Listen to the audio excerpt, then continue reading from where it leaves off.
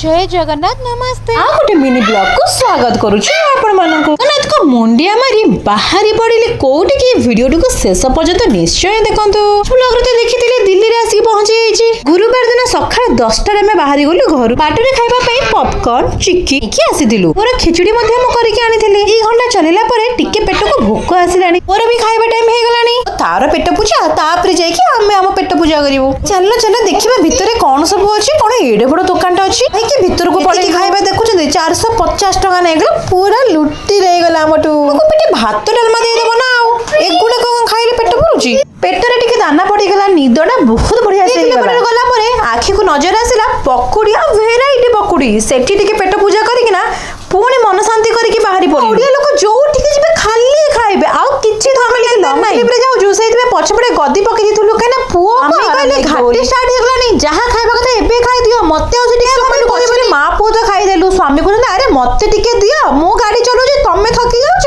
मैं हो जे तीन जण खाउटिया पूरा को पुओ किने बहुत एन्जॉय करतला फर्स्ट टाइम पे टनल देखिला लाइफ रे जदी भलो पार्टनर मिल जबो ताहाले आ तम दुनिया रे किछि भी दरकार नै एतरे हमें आसी पहुंच गेलो उत्तराखंड डेराडून रे